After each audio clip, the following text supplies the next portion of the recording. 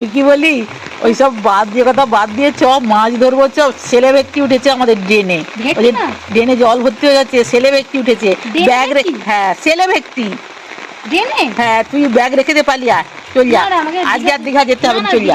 এই ওইসব ফেক খবর কেন যাচ্ছিস? হিন্দিতে বলছিল। শুন আমার কাছে শুন, খবরটা কিন্তু ফেক, আমিও শুনেছি। আমার বর বলে একদম খবরদার যেও নি, ওসব ফেক খবর। কিছু লোককে সরকার কমিয়ে দেওয়ার চেষ্টা করছে, তার মানে এমনই জল উথাল পাতাল হচ্ছে সমুদ্রের ধারে, যেই যাবে একদম ভাসি নিয়ে সমুদ্রে ফেলে দিবে। মাঝখানে সমুদ্রের আজকে নাকি সমুদ্রে বেশি ঢেউ দিবে না, ভাটা আছে, ওই জন্য জল থাকবে না সমুদ্রে। এই অবস্থা গেল, ভাটা আছে।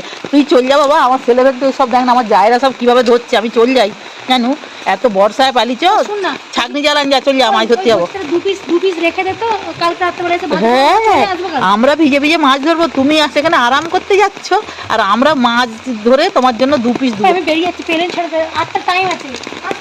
যা দেখ, যদি জলেও ভেসে যাস, হ্যাঁ আমরা নাহলে তোদেরকে ঠাকুরের কাছে প্রার্থনা করবো যে জলে যেখানে ভেসে গেছে ওরা ভালোভাবেই থাকুক। আসছি, সাবধানে থাকিস, আসো না বলছি, আমার ঘরটা একটু দেখিস। আর ঘরে কে থাকবে, আমরাই ভেঙে ভুঙে নিয়ে এলু, আর কি চাবি খুলে ঢুকে পড়ো, তোরা কি আর ফিরবি? যা সাবধানে যা। হ্যাঁ টাটা করতে হবে না, তোরা যা না।